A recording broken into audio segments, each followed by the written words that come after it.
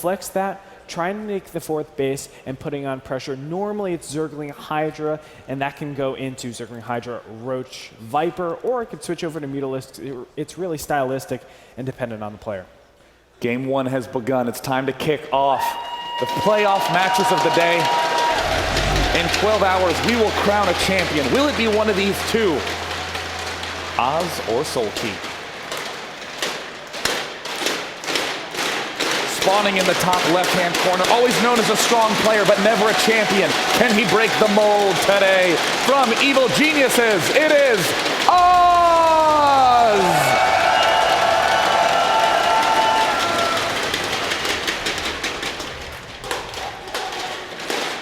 Spawning in the bottom right-hand position. From Woongjin Stars, one of the best Zergs in the world, if not the best himself, it is Soulkey!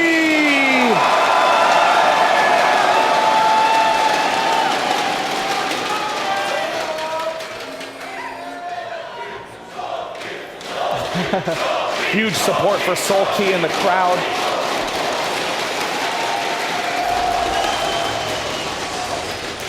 Looks like Gateway first is going to be the play out of Oz. He's going to be going for that. Definitely needs to get that early defense up. So, tell me a little bit about some of the Zerg responses to fast gate and base. It's interesting. Normally, when you go Forge fast expansion, you will see a probe, but Gateway fast expansions, you will not see a probe at all. When that happens, you can kind of go for this very quick hatchery that we see right now. After that, there's a lot of different options. I love this. Soulkey is putting a drone here because he doesn't know exactly if there's a photon cannon rush or not.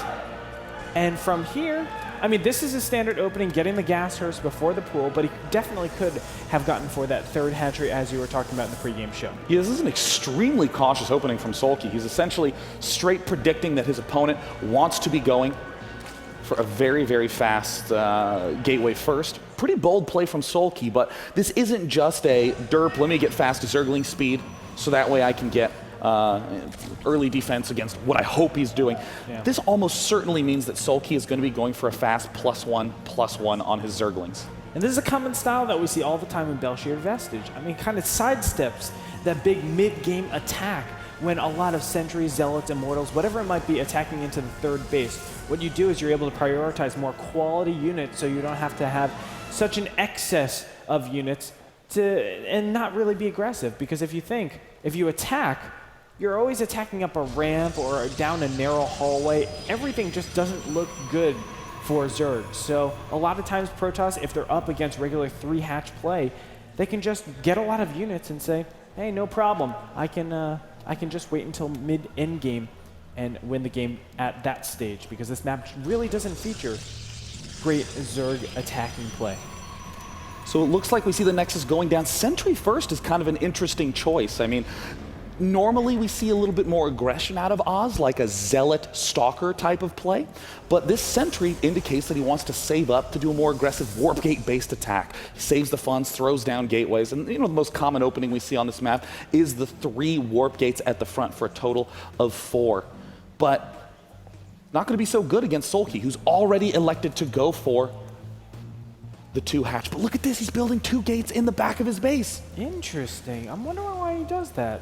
So what is going to put in the front? This is obviously just the mind game of his opponent because he has no clue what's back here. And I think Soulkey is going to be a little bit confused. He's like, well, where is your wall? Where are your 2 gateways in the front here? Now the first one, oh my goodness, it's going to be a 5-gate pressure, Ooh. Day 9. This is a very cute play coming out of Oz.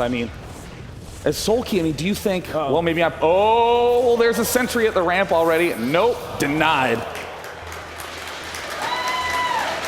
Good play. That's a very important deny. Of course, if he sees these 2 gateways, a lot of problems. But wait a minute. Overlord, will just miss the gateway. Oh, gosh. Oh, no, he sees the gateway. And he sees it.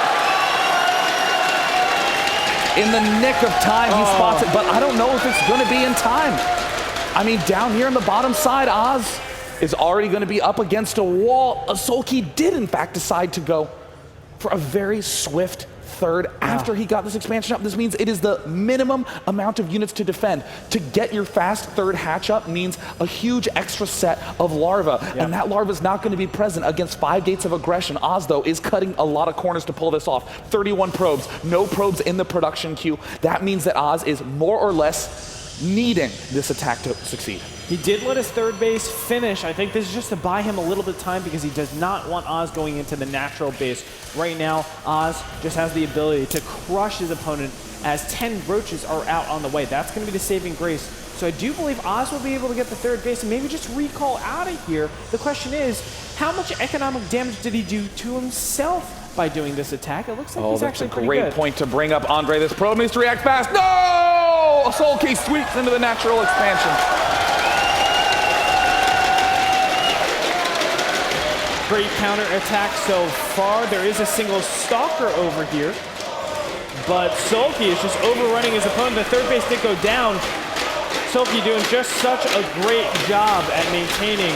I mean, this is a very dicey situation right now. Oh, we see a lot of force fields going down just to try to lock out the lanes. Then, I mean, I love the point you bring up, Andre. How much damage did Oz do to himself with this push? It is a 2-base versus 2-base right now with a whole string of roaches approaching on, and those lanes are still in the main base. Oz stuck at 32 probes. Gross. Oh, more Zerglings going to the natural. He does have a photon overcharge. Can he use it? Will he use it? No, he won't. Sentries get over here and will block this out.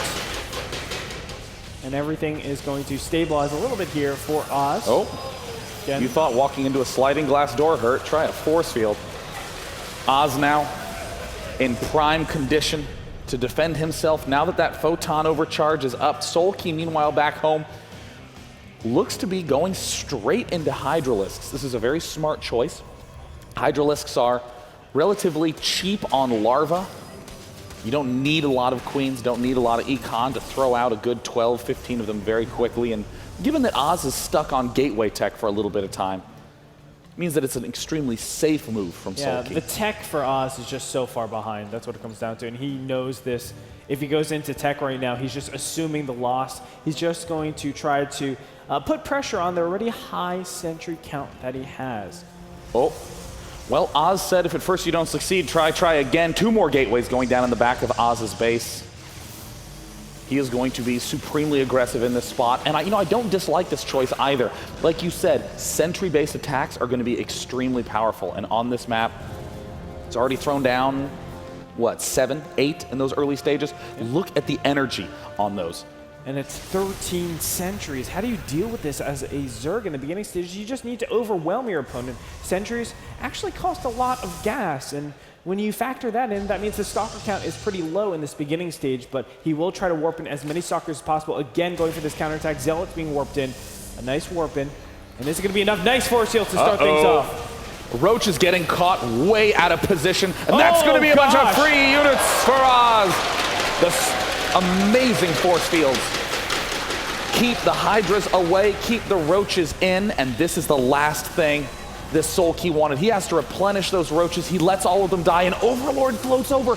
Every little unit counts. We see a ring of stalkers planting down, and it looks like Oz is getting one step closer to that take it to BlizzCon. Things are looking good, but the Queens do complicate things. They're great tanks. There's still a lot of roaches in this composition, and Zerglings from behind will get swept up. How is Oz going to do this, though? It is still a little bit tricky. I mean, those Hydralisks have some pretty good range, of course, with that Groove Spine upgrade. No counterattack. First force field goes down, and that's the first step. It looks like both these players are a little bit scared to provoke this attack. Time warp that's goes down, a brutal time warp. That's going to slow down all the units on the right flank. Force field's in amazing position, has snatched up the right side. Mothership core's down. I don't know if it matters at this point, but the sentries are in the front lines. The Hydralisks are dealing massive damage to them. Soulkey's roaches must get to the front now. Drones have been pulled at this point. Nothing's really mining at the third for Soulkey either. Another great force field wall, but Soulkey microing this perfectly, sending the Queens and the Hydras over to the left side. You can't chase them because you're on creep. These force fields will go ahead and collapse. And now Soulkey is starting to stabilize a little bit more, but it still is a hard fight. Drones are off the line. So he's only on 1 base economy. He needs to shut this down, Day 9. All the drones in the middle. An amazing center force field, locking a lot of the Hydras in the back, permitting the drones to walk on through. Happy to have those drones at the front line, Oz. Picks them off one at a time. The drone count has plummeted to 32. It looks like Soulkey's defending, but what has been the cost? What? GG! With 29 drones. Losing the attack just demoralized